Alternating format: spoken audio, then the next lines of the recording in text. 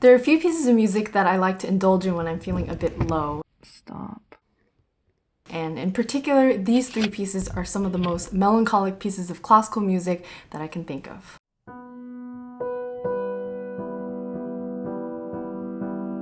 발렌타인스 데이가 제일 싫지? 아니, 괜찮아요. 너한테 꽂히는 사람도 없고.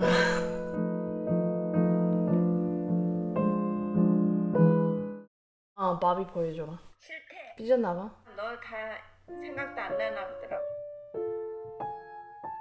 보지도 않네, 그냥. 찾지도 않아. 여기 봐, 바비야. 바비. 자게끔 해, 그냥.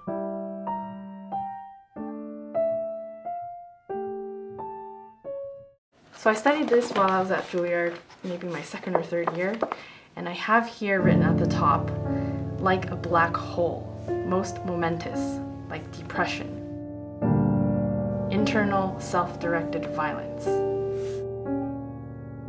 rests just as, if not more important than notes. The moments of relief are temporary. It's very dark. So I actually looked at the scores of these pieces while gathering information for an episode on Soundfield that explores the psychology behind sad songs. Say that I'm happy today and I listen to something that's sad. Can I all of a sudden turn sad because I'm mirroring these emotions? We don't really have any. We demonstrate a few composition techniques that could potentially make a piece of music sound sad, and many of them came from what I observed in these works. First of all, a bit cliche, but they were all in a minor key over a major key.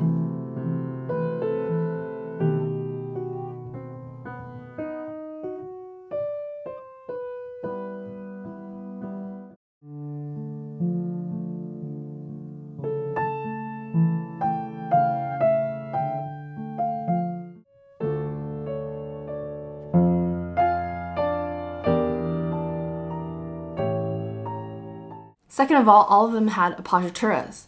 Now, there are a few variations on non-chord tones, such as upper and lower neighbor tones, either accented or non-accented, and suspensions, but to simplify it into one category, we're going to say appoggiatura. So here in measure 9, instead of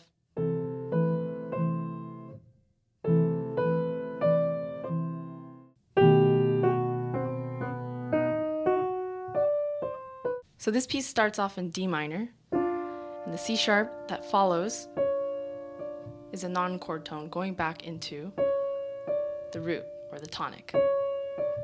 If we were to take those non-chord tones away, it would sound like this.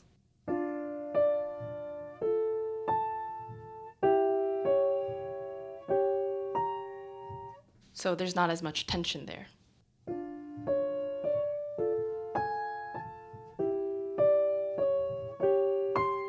Next, they all had descending lines. And with very nice voice leading, these chords are gradually descending.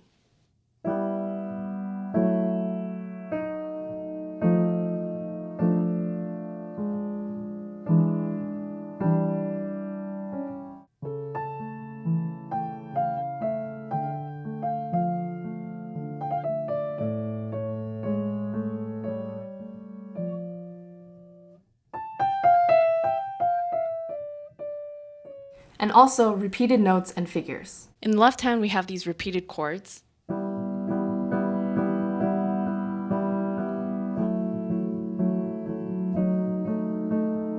Also in the right hand, the first three measures are basically just sitting on B and C.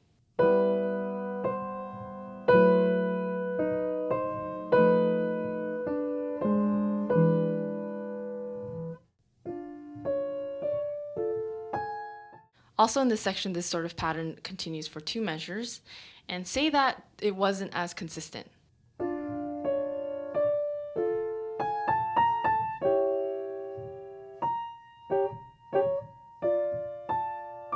There's less weight to it when there's less consistency, and it kind of reminds me of someone taking very somber steps. Also, a note about the harmonic progressions. There are a lot of uses of diminished chords and a lot of delayed resolutions, and this could quickly turn into a bigger topic, so I will just focus on a few of those details. For the first measure, if we omit the diminished chord and replace it with a more ordinary sounding progression, like 1, 4, 5, 1, it'll sound like this.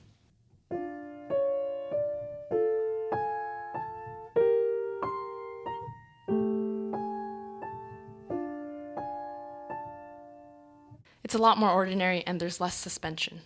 And of course, the dynamic markings, instrumentation, and tempo markings are major, if not more important factors that go into how these pieces end up sounding so somber. If this calls for a much faster tempo, it wouldn't sound right. It would sound like this.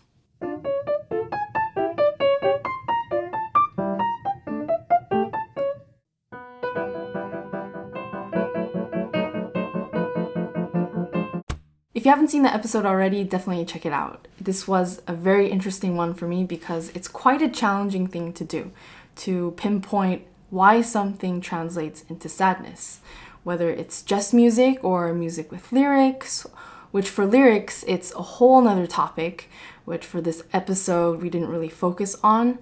But a lot of that has to do with language and the interaction between the lyrics and the music and the stories behind the songs.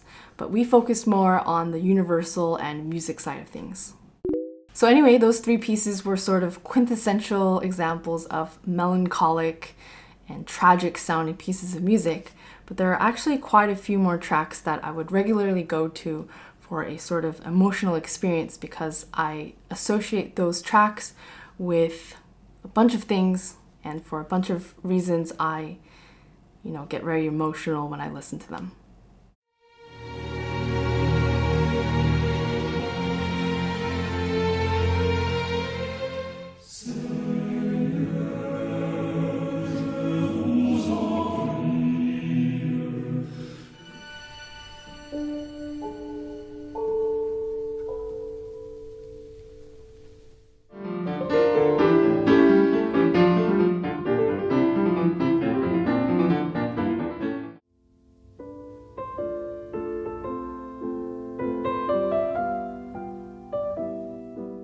So that's it for the video. Thank you so much for watching. Let me know in the comments below what songs or pieces of music you associate with sadness and why, and also when you like to listen to them. Anyway, thank you so much again. Please subscribe if you haven't already, and I'll see you in the next video. Bye. 이제 꼬시를 하나 받아야지. 안 엄마가 됐다. 사줄래요? 밤새려고 또?